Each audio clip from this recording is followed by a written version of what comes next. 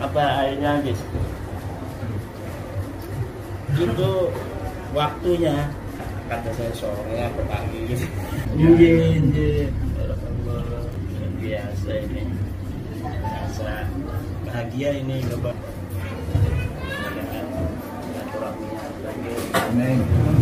Belum pernah silaturahmi ya besok.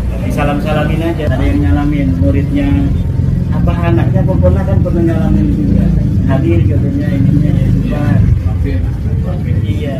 Lah, saya ingin dengan awal semangat untuk mencari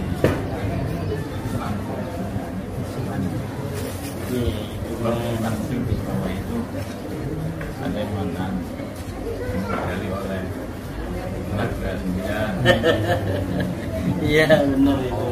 Naga 9 itu bos-bos Cina ya. Cuma memang nggak ada kaitan, karena kaitan pertamanya itu malah saya dengan PBNU ngobrolin masalah nasab itu juga kayak setelah saya punya kesimpulan, saya obrolin sama teman-teman, ya Mursyid Ghazali, ya Syafiq Ali bukan itu yang dia online, Syafiq Ali, Syafiq Hasil, Ulil, Teguh juga. Awalnya itu pas udah viral pada ketakutan kan. Viral ketakutan. Ya artinya bukan ketakutan apa-apa, takut ada bentrok di bawah karena masih banyak saudara-saudara kita ya. Pondok-pondok itu kibin-kibin itu kan. Pernah saya di ini sama Kisadit itu di Jember. Oh iya. Kisadit juga. Iya. Apa enggak takut nanti ketemu Rasul? Nanti menyakiti anak cucu. Saya mau jawab, Kiai Sulfa ini kasih kode jangan jawab gitu. Jadi saya nggak jawab. Ya udahlah, namanya orang tua ya. Keras ya saat ini. Iya. Padahal kalau kita tahu Syed Muhammad itu bukan Balawi. Ada murid-muridnya yang pertama itu marah kepada saya itu dikira Syed Alwi, Syed Muhammad itu Syed Abbas itu sebagai Balawi awalnya, padahal Syed Alwi, Syed Muhammad, Syed Abbas itu bukan Balawi, dia Al-Hasani, Al-Idrisi. Kalau beliau kan asli Maroko, pindah ke Saudi. Nasabnya itu masyhur, nasabnya itu masyhur. Beda dengan Balawi, yang nasabnya itu nasab yang masyhur di ahilatihim faqat, hanya di keluarga mereka saja. Mereka merasa bahwa nasab mereka nasab yang masyhur, nasab yang paling sahih dalam kitab-kitabnya saja. Di kitab-kitab yang menerangkan tentang cucu Nabi itu tidak ada disebutkan sama sekali. Dari mulai abad ke-4 sampai ke-9 itu kitab nasab banyak dikarang, tidak ada satu pun yang menyebut Fakih Muqaddam misalnya itu cucu Nabi. Katanya dia wafat 653.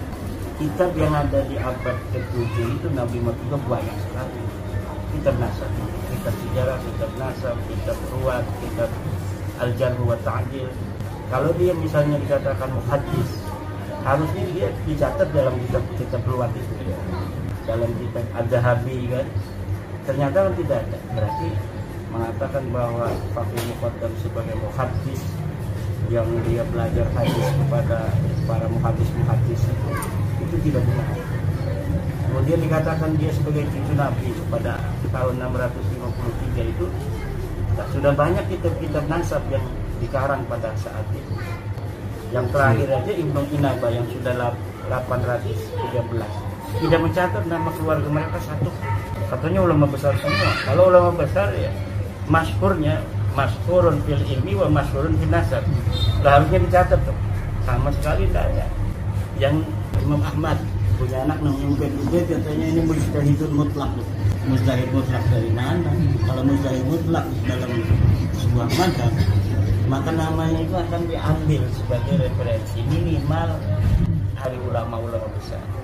Sohib Mirbat, dia tinggal di Mirbat katanya. Bohong, ini orang yang nggak ada ini di Mirbat. Ada orang namanya Muhammad bin Ali Sohib Mirbat, katanya guru dari orang ulama-ulama yang ada di Mirbat. Ulama yang ada di Mirbat itu namanya Muhammad bin Ali Al-Qal'i.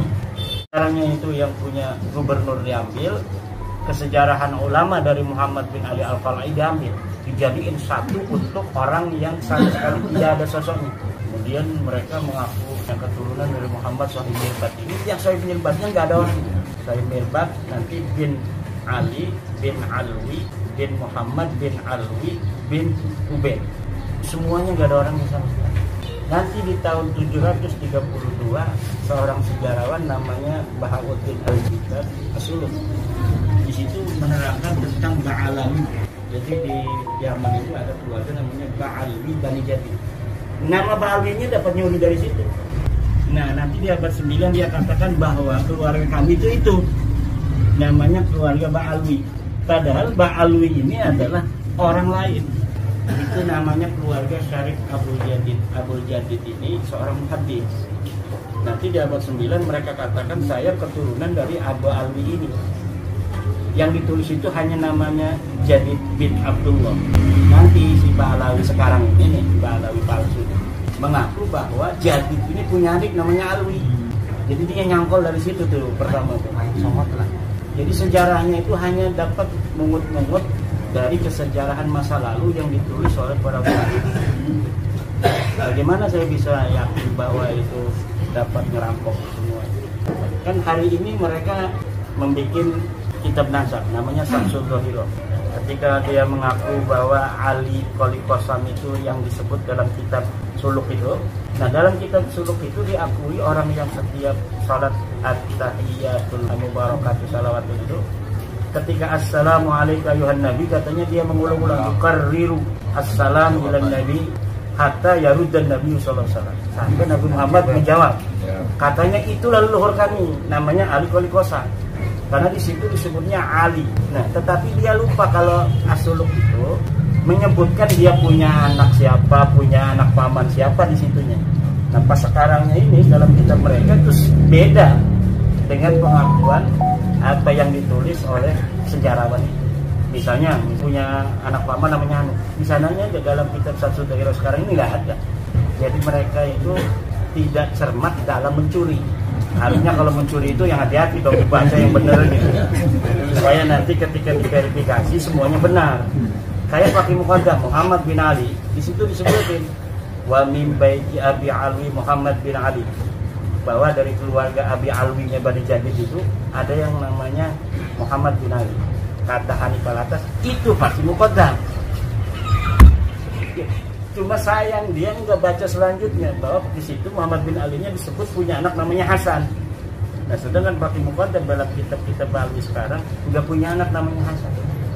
Nah, dari situlah cara-cara kita mengetahui kebohongan sejarah yang ditulis oleh mereka dengan mengakui sejarah yang ditulis oleh orang lain yang benar-benar terjadi pada saat itu, yaitu dengan baina maktubatin wa mukhtubatin ukhra wa baina kitabin wa kitabin akhar. Itu akan terbongkar karena tidak bisa orang berbohong tanpa ada cacat sama sekali, kecuali Al-Quran. Kalau itu bukan Al-Quran, pasti di situ la wajadu fi ikhtilafan katsira. Jadi ada kontradiksi, pasti ada kontradiksi. Dari kontradiksi itu kepalsuannya dapat terbongkar. Dan itu tingkat keyakinannya itu bisa fakta ilmiah, yaitu 100%. Makanya mereka nggak berani ketemu begini. Ayo kitabnya mana? Nggak bakal berani. Nah, fakta ilmiahnya jelas.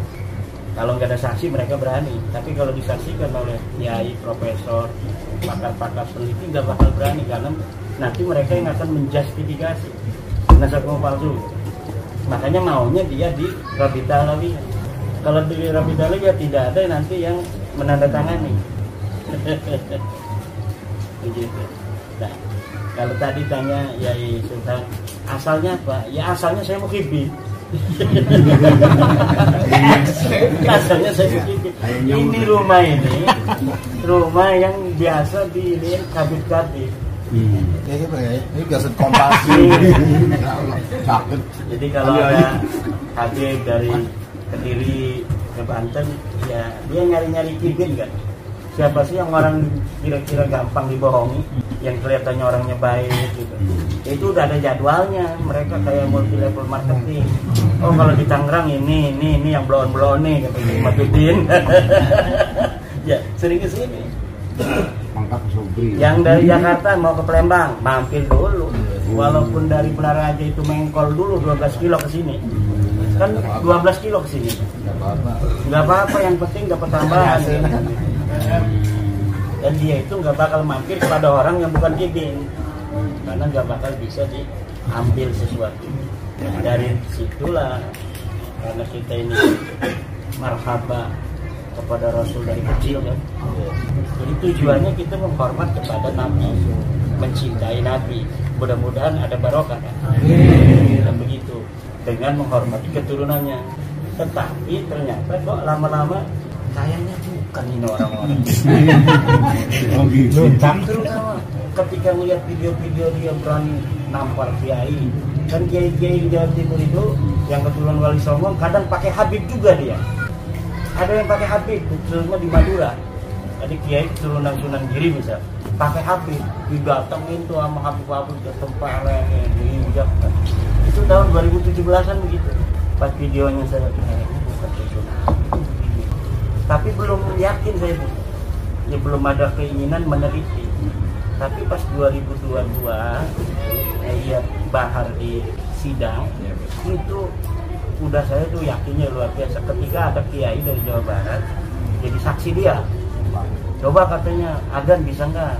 Adan Allah Akbar, asyhadu an la ilaha illallah. Pas asyhadu anna Muhammad berhenti itu. Muhammad tuh kakek ente apa kakek aneh?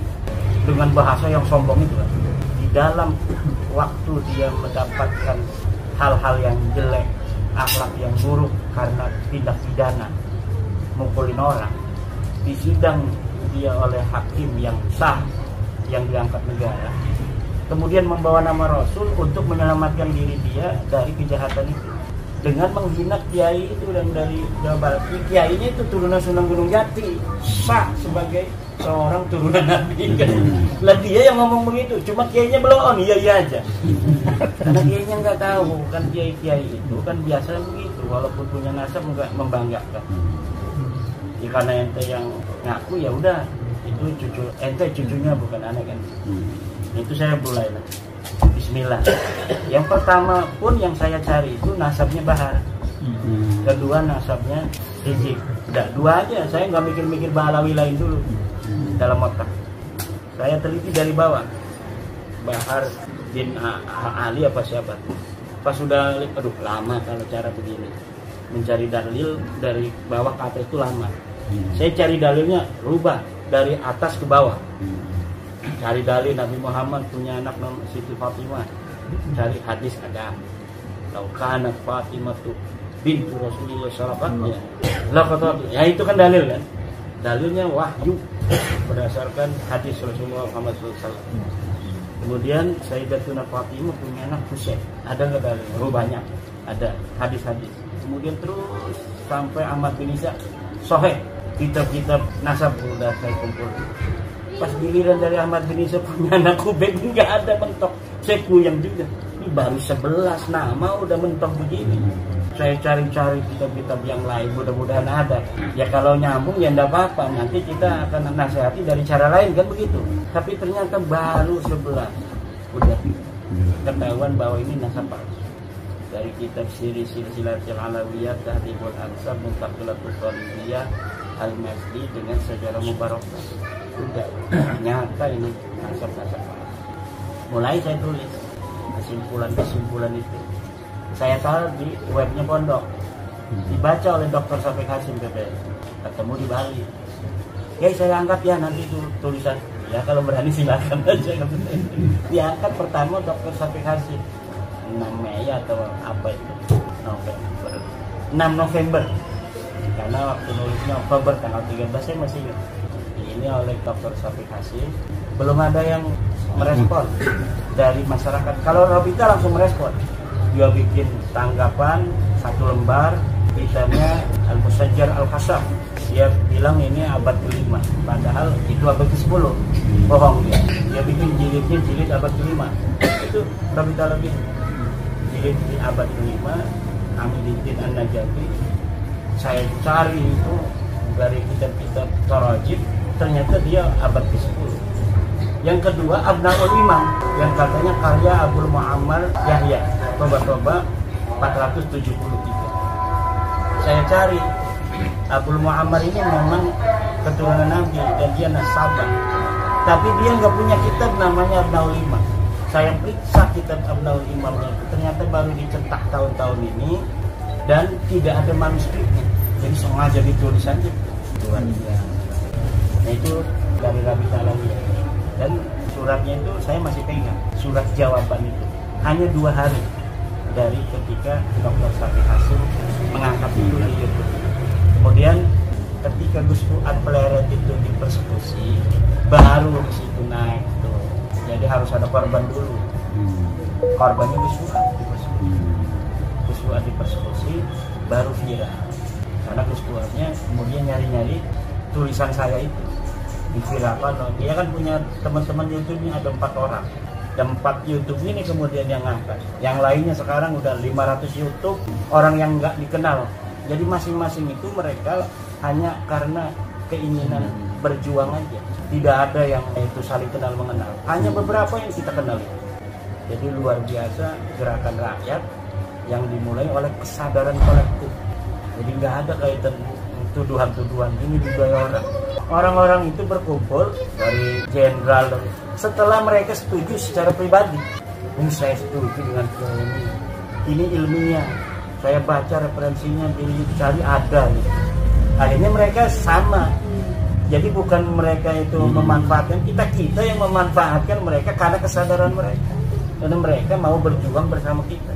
Kemarin ada DPR RI juga mantan Kipin Habib Lutfi. Aduh, jadi saya ini jangankan Habib yang benar, yang stres saja udah pernah ke rumah saya.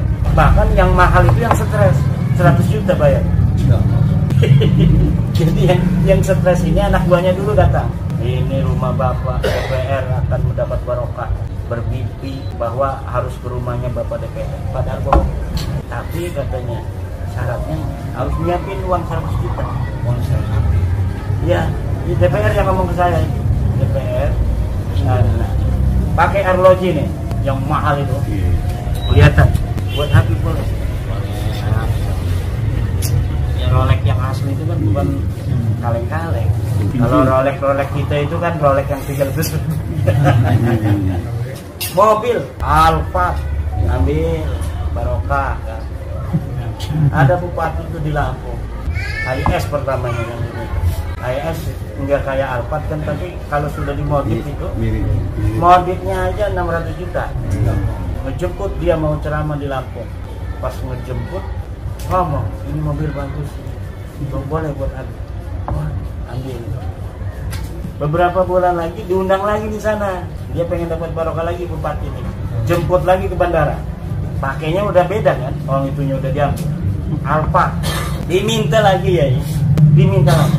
Nah ini pas diminta lagi dia kasihin, tapi dianya dimarah-marahin sama istri, habis mereka. Akhirnya curhat kepada ketua PWI Lampung.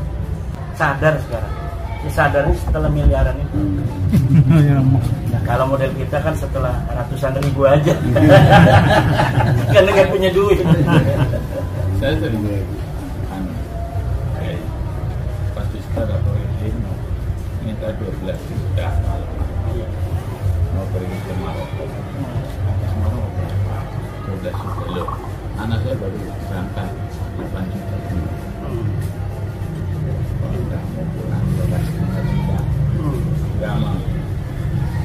Nah, udah minta nomor resmi. Yang masih nomor resmi, ya sekitar Senin. Kapan ya ibu masih kosong? Saya jawab, hanya minta nomor resmi. Tapi 5 juta sih Di bawah.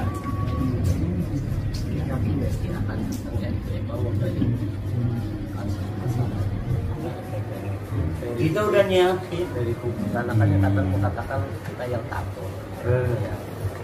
Kita udah siapkan, udah dijadwalkan tanggal 1 Mei waktu 6 Mei atau 1 Mei. Surya katanya mau bakso masail khusus Kiai dengan Surya. Siap Kiai, siap. Saya kan Surya. 2 hari sebelumnya diminta dulu sama Kiai Mahbub ketua LBR. Coba Kiai ininya materi Kiai kirimin ke saya. Kirimin sama saya. Pas dibahas tuh sama Surya. Nggak bakal kejawab ya gini. Nggak bisa. Nggak berani, akhirnya nggak jadi. Ada surya-surya yang masih beberapa orang yang kibin-kibin itu. Tapi 99% dari seluruh pengurus itu setuju penelitian saya. Cuma penakut aja, nggak mau menanggung resiko. Atau memang kebijaksanaan ya, karena takut dibawa itu. Kalau PBNU dulu kan yang ngomong, nanti dibawa belum bisa kacau. Cuma ya kita hormati aja, masing-masing punya pemikiran, dan kita kan mempunyai sebuah keyakinan kulo yajri bi ajali musamma itu, bahwa semua juga itu proses-proses itu kan sudah ditentukan juga sama Allah. Nah itu kan yang terbaik mungkin untuk saat ini. Makanya saya itu nggak pernah ngomong jelek tentang Rais Am kita, walaupun Rais Am itu belum setuju lah dengan penelitian saya itu, cara-caranya mungkin. Kalau isinya mungkin setuju, tapi caranya gitu, saya terus ngomong-ngomong masalah ini di depan publik itu nggak setuju. Saya tidak pernah ngomong jelek tentang beliau, karena mungkin ini adalah cara Allah agar masalah nasab balawi ini mulus dengan seorang Rais Am seperti beliau, dengan ketum seperti Gus Yahya ini, dengan muter-muter kalau ngomong kan nggak bisa dipahami orang tuh, saking takutnya itu mungkin yang terbaik. Kalau kayak Kiai Said orang pemberani begitu, kalau setuju dia bela, kalau nggak setuju bisa jadi kita langsung dihabisin karena pemberani. Orang Cirebon ngomong langsung kan, bisa jadi nggak kayak begini kesadaran orang. Belum apa-apa dia baca udah nggak setuju dulu ngomong nanti. Nah, ini mungkin yang terbaik. Kita punya Rais Am Yai Miftah, kita punya ketumnya Gus Yahya, ini mungkin yang terbaik untuk bab nasab ini. Rais Amnya begitu, tapi belum pernah ngomong bahwa penelitian saya salah kan, cuma cara-cara saya ini. Kemudian Gus Yahya kalau ditanya muter-muter kemana, kadang ngebela kita kelihatan, kadang ngebela sana kelihatan. Nah itu mungkin yang terbaik untuk masyarakat NU, warga NU khususnya, agar terbebas dari belenggu Balawi ini. Terus saya punya keyakinan itu. Teman-teman kita kayak Ki Syarif Tegal, kalau ngomong ya Allah kata saya, yang kena kan nanti kita sebagai warga NU enggak inilah, masa kita ributnya dengan saudara. Kita pengen niatnya memerdekakan warga NU, kemudian malah kita sibuk dengan NU sesama NU sendiri. Yang saya pakai ya kesempatan ini tesis jenengan kan berdampak positif. Ya. Nasab mereka itu terbongkar, ternyata terputus, dan akhlak yang sama sekali jauh dari akhlak Rasul juga makin terbongkar, dan politiknya juga akan ke khilafah. Langkah-langkah mereka pemalsuan sejarah nasional, sejarah NU, pemalsuan makam, ini jelas ada misi tertentu yang mesti itu ke depan. Kalau tidak nek mboten wonten tesis jenengan, ini kula khawatir niku sekian puluh tahun ke depan Indonesia mungkin bubar. Wonten. Oh nek ngaten mawon niku kan berani mengajak perang. Iya. Iki ngatasi jumlah ya, berani perang dengan Nusantara. Jangan di Nusantara, orang Tegal aja beres. Pertanyaan kula ki, sing kula masih ganjal. Kula niki nggih alhamdulillah mungkin masuk. Saya. Nggih niku arane berarti pengurus PWI lah. Tingkat kecamatan. Masyaallah. Di mana-mana Tegal itu mulai terbuka pelantikan PWI. Bahkan sewu harlah PWI tahun depan satu tadi undang kayak Timur nemu bencana ibu kita pakai sate rawuh tadi nyenengkan warga. Nah diin sing pun terbuka tadi masih banyak yang belum terbuka ya master barisan panjenengan. Nah yang saya ganjal ngatanya itu pemerintah sing ngatasi uripe mangane sing duit negara terancam oleh mereka. Kok diam-diam saja ini aslinya itu langkah jenengan bela apa boten? Nah Dudung Abdul Rahman jenderal itu nggih. Itu atas nama pribadi dulu. Negara itu kan punya standar operasionalnya, SOP. Jadi kalau dalam takaran mereka itu belum terlalu berbahaya, betul, ya mereka persilahkan kepada masyarakat aja. Jadi ini menurut negara ini belum sampai derajat berbahaya. Dan tadi kalau kata Haji ngomong pemerintah kalau nggak ada tesis saya 20 tahun lagi hancur, 50 tahun belum tentu juga. Kalau nggak ada tesis saya kita aman-aman aja kan, nggak merasa apa-apa tadi. Seneng aja jadi budak kan. Hidup pagi. Di meja. Kan seneng aja kan kita. Bahkan adanya tesis saya itu yang bikin itu ada yang sampai nangis ke saya. Tapi nanti kemudian kan politik mereka itu kan sukses. Mungkin sudah punya imam besar. Tapi kitanya seneng aja kalau nggak ngerti, nggak paham. Berarti selama ini nggak dulu pernah saya ikut namanya Densus 26 ke Mas Samar. Dulu pernah ke Mas Samar mengatakan Densus 26 termasuk di antara narasumber itu kayak As'ad Said Ali. Ya. As'ad Said Ali yang menjadi intelijen. Di antara yang disampaikan oleh As'ad Said Ali dari BIN itu mengatakan 2030 itu yang pertama dihancurkan adalah NU. Nah, itu dari BIN. Setelah NU 2030, 2045 itu adalah Indonesia. Nah, apa kira-kira mungkin dari apa yang terjadi sekarang mereka sudah menguasai di berbagai lini itu masih bagian daripada mereka, strategi mereka. Kalau kita lihat itu kayaknya para Habib itu hanya seperti pemain sandiwara. Ada figuran, ada peran keras, peran lemah lembut, peran dawir dan lain sebagainya. Itu kalau dari kemarin waktu ikut Densus 26 As'ad Ali menyampaikan seperti itu. Ya biasa gitu kan intelijen, tahu lah data-data. Kalau kita makan cara pandangnya dari bawah ke atas, kalau beliau kan udah dari atas ke bawah. Jadi kita juga pernah ketemu dengan Jasada setelah bab nasab. Ya beliau sama juga, cuma kan itu levelnya level informasi intelijen itu tidak sama dengan informasi biasa. Jadi informasi yang sandi begitu, yang tahu juga hanya orang-orang tertentu. Bisa saja begitu. Tapi yang jelas usaha-usaha mereka itu dari merubah sejarah, bikin makam palsu, itu adalah untuk menguasai masa depan. Kayak kucing, macan itu untuk membuat tanda-tanda itu dengan kencing kan. Ini kekuasaan kita.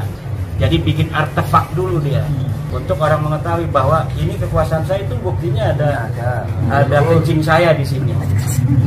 Nah, bikin makam itu begitu juga. Kita ini di Tegal lebih dulu. Buktinya makam-makam keramat semuanya bin Yahya, bin Syihab, bin Asegaf. Kalau Kiai Subhan itu nggak ada makamnya keramat dia leluhurnya di sini. Agak begitu nantinya. Nah sekarang dengan adanya nama kota dijadikan sebagai haul, itu sudah secara ilmu clandestin, itu cara untuk mengakuisisi dan menyihir masyarakat di tempat itu. Habib Banu haul Tegal, oh berarti ini pemimpinnya orang Tegal itu ulamanya ini. Untung sekarang ini kita udah pada sadar. Jadi mereka Kalau orangnya sadar kan ini haul Solo, misalnya masih mereka nggak malu kan, masih aja tuh haul Solo. Tapi masyarakatnya udah sadar. Itu lama-lama juga ditinggalin. Oh, sejarahnya di sejarah mereka keramat-keramat anu palsu semua. Hafal hadis sekian juta palsu. Saya berani memasukkan itu Malang katanya hafal hadis sekian juta palsu. Saya teliti sanadnya dari mana hadisnya. Hadis itu ya tajwid sanad. Mondoknya di mana nggak ada. Dia ketemu musnidud dunyanya sama siapa nggak ada. Malah yang nggak ngaku-ngaku musnid yang udah pernah ketemu musnid. Saya ketemu dengan kiai yang nggak kelihatan kiai. Ternyata dia dapat sanad seluruh kitab hadis dari Syekh Yasin Padang. Sementara orang yang tidak pernah ketemu dengan musnidud dunya, baik Al-Ghumari kalau dia agak tua dulu masanya, maupun Syekh Yasin Padang, maupun yang kemarin baru meninggal di Mesir, Syekh Muhammad bin Ibrahim bin Abdul Ba'is Al-Katani baru meninggal, itu musnidud dunya yang di Mekah. Nah, dia nggak pernah mondok hadis itu, tapi kemudian disebut Al-Imam Al-Muhaddis. Ini kesenangan mereka gitu. Nah, sekarang saya sudah menemukan 12 kitab Balawi yang menulis sejarah Indonesia tentang masuknya Islam di Indonesia. Semuanya keluarga mereka. Kitab-kitabnya nggak beredar di Indonesia, tapi beredar di luar negeri. Jadi orang luar negeri itu mengetahui sejarah masuk Islam Indonesia itu dari Balawi, bahwa yang nyebar itu Balawi. Ya Allah. Jadi benar-benar Wali Songo dan sebelumnya itu akan menghilangkan dari peran-peran penyebaran agama Islam di Indonesia. Hebat gitu. Saya kadang-kadang nanya ya, kok Allah membiarkan aja? Kok Allah membiarkan? Bahkan di antara mereka berpuluh-puluh tahun masih kelihatan mulia. Ternyata memang Allah itu sifat Rahman Rahim, kasih sayang, istidrojnya itu kadang lama. Makanya mereka merasa benar. Ya orang jawab begini, iya, detik-detik ala ketara. Detik-detik ala ketara. Yang disampaikan dulu, yang disampaikan jenengan banyak yang muafak, termasuk penulis Nahdlatul Ulama. iya. Tapi yang sekarang kenyataan dengan kami ketemu dengan jenengan, jadi sedikit paham karena saya ini masih di antara dua jalan. Kalau ketemu Kiai Subhan pasti mengatakan saya mau kiping. Dari wajahnya kelihatan ya. Wajahnya untuk kiping. Tapi kalau ketemu dengan para habaib, Imadiyah teka. Nah, manjilah benar manjilah kan.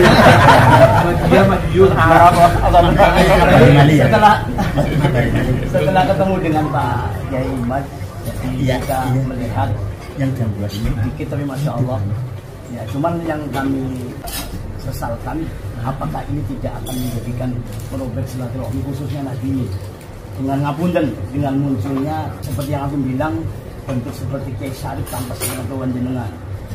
Nah itu yang bahasa kasar seperti dobol dan sebagainya kan sama dengan mereka kalau begitu.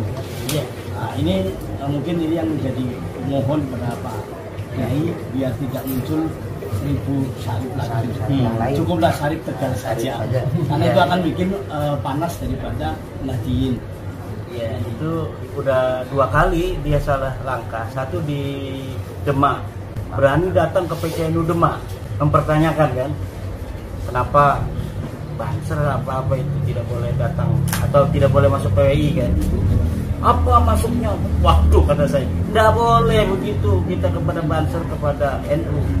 Saya ini Banser nggak lulus, ikut di Klaksat tapi nggak lulus, nggak kuat ya.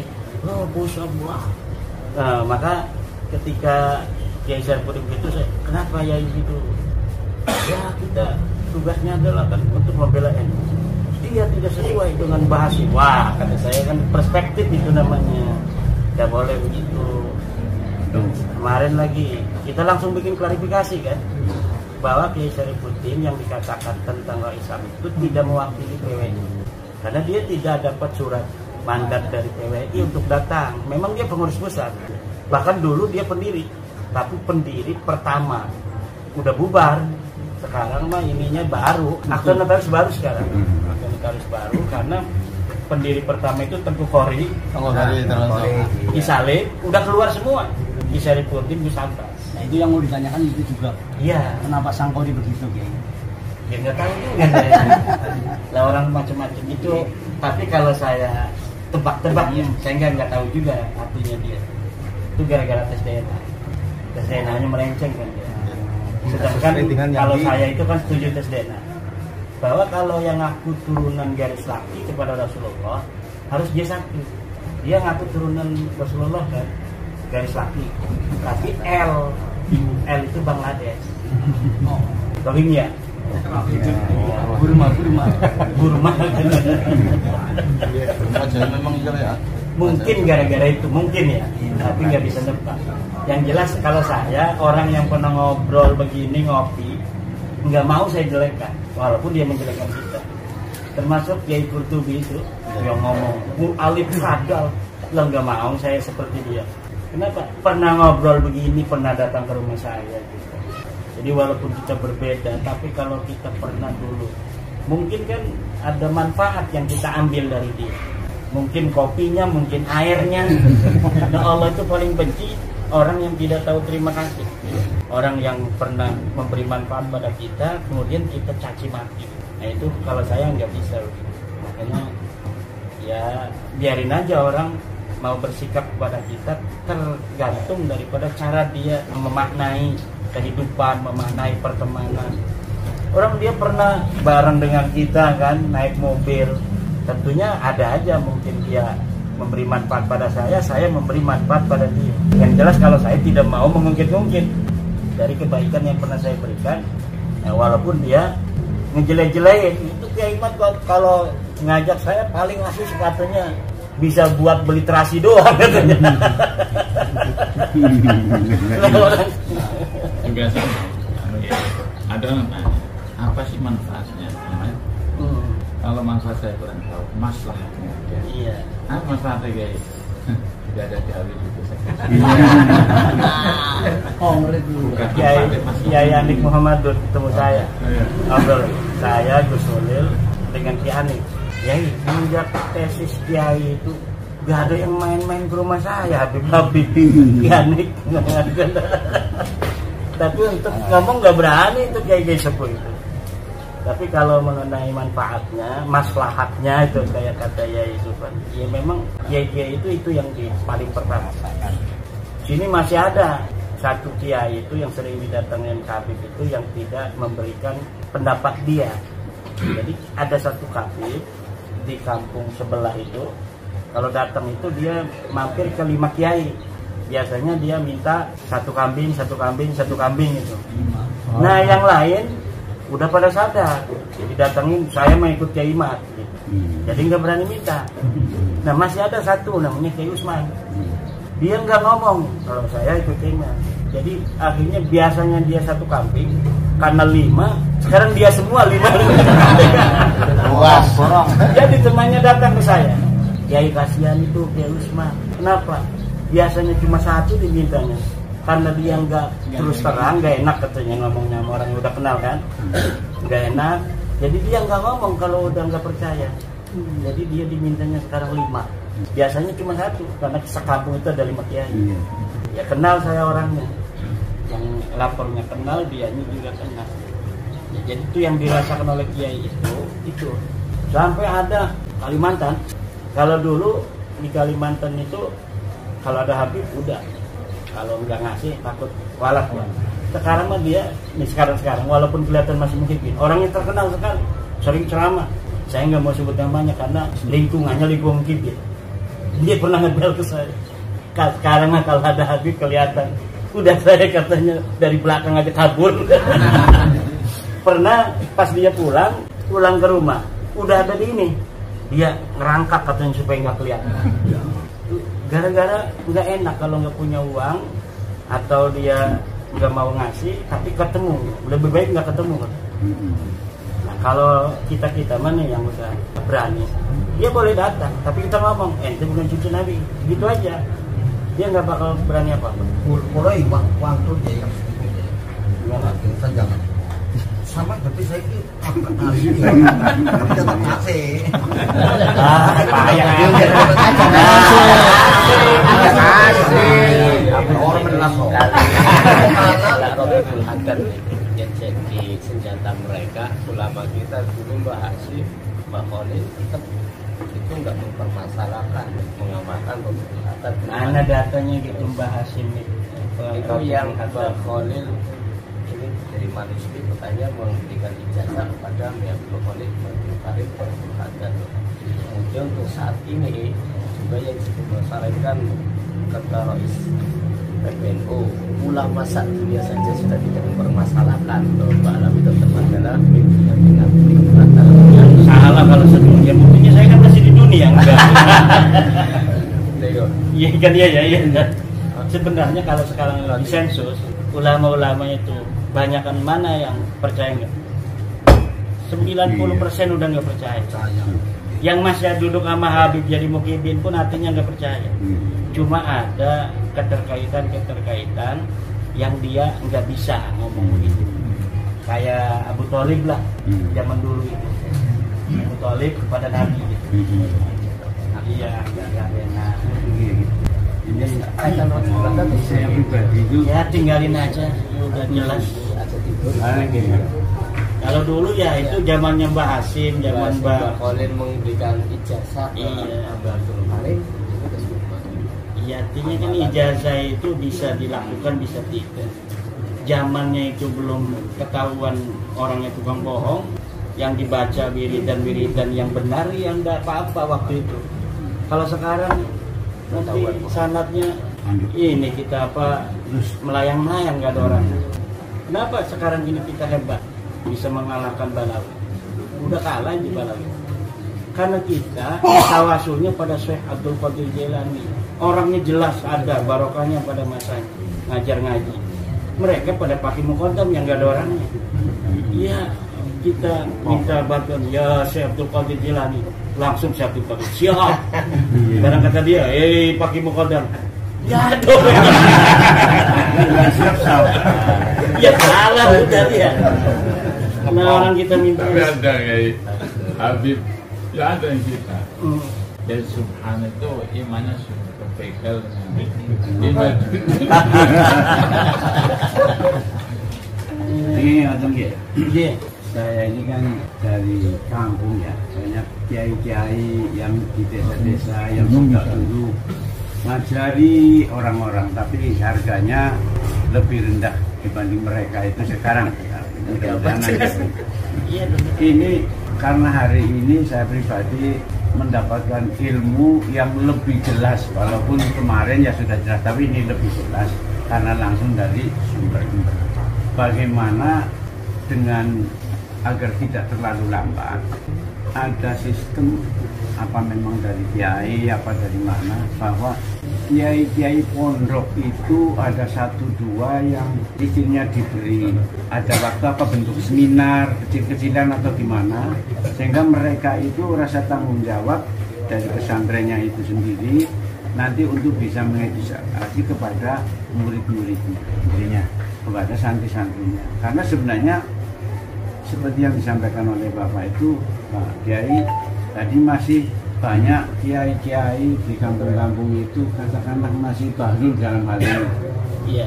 Sehingga kalau memang itu ya memang yang ditulis itu sudah jelas, cuma kan mereka tidak semua itu memiliki dan tidak mau membaca. Jadi biasanya gini, saya yang orang yang di desa, saya sebagai santri atau kiai kecil itu akan makmum kepada guru saya, sedangkan guru saya itu biasanya karena doktrin kami dulu itu Solo nggak usah banyak-banyak ngaji, kiai-kiai terlalu banyak biar tidak bingung, sehingga akhirnya kan kadang-kadang gurunya cuma satu. Nah guru satu itu guru yang mendoktrin, kan malah repot lagi gitu. Maka yang kata itu ada sistem, istilahnya ada seminar, pencerahan bentuk apa itu, sehingga insya Allah akan cepat untuk masuk ke kampung-kampung. Iya. Itu yang pertama. Yang kedua tadi sebagaimana yang disampaikan oleh Ustadz ini apa tentang Rotibul Haddad, saya memang apal malah itu. Ada sakron dan sebagainya. Iya. Tapi setelah informasinya kok seperti ini tidak tersambung kemana, sehingga ya saya malah sementara karena Ratibul Hajat itu katanya yang menyusun adalah ulama besar Imam Rifai, saya malah tambah ila ruhi Imam Rifai wa usnihim wa ukurihim. Saya tinggal. Ya, tapi kan saya akan menyampaikan kepada keluarga teman-teman, pakai mudah dihapus saja kan nggak enak karena memang kan begitu. Nah itu saya mohon Ratibul Hajat itu kalau memang jelas bahwa itu dari Imam Rifai, coba disusun Imam Rifai dan saya terus bisa kami ini insya Allah akan terima itu. Masa saya lebih senang karena memang ada muasil yang tersambung kepada sana. Kemudian lagi ini kitab Sulamut Taufik saya juga kaget karena dari Ploso itu Kiai menyatakan bahwa kalau tidak percaya maka sanadnya tidak nyambung karena Sulamut Taufik yang ngarang adalah Balawi. Ternyata kok tidak. Itu mohon disusun lagi dan sebagainya yang lebih jelas. Dan kami yang pegangan untuk pencerahan. Iya. Kemudian Sulamut Taufik itu di sana kalau ada orang halal muharraman atau haram halalan itu murtad ya. Tapi ternyata yang halal diharamkan atau ada seorang laki-laki yang bukan mereka jiwa dengan muhibbahnya mereka itu hukumnya haram, nikahnya tidak sah, amal ibadahnya itu tidak akan diterima dan harus wajib mengembalikan keperawanannya. Apa itu tidak tergolong kalau menurut Sulam Taufik ini? Apa tidak berarti halal haram muhalalan? Berarti kalau begitu rijah itu saya murtad ya. Saya kan ada murtad aja dengan teman-temannya ragu juga barangkali kiai-kiai tidak apa-apa. Nah itu makanya itu perlu juga disusun lagi kisahnya kita. Terima kasih. Sama persis. Isinya sudah tertawas dan Abdullah Alawi Al-Haddad itu jadi orang yang sejarahnya direbut juga. Karena Al-Haddad itu ada Al-Yafi'i di Tarim itu, ada Ba'alawi.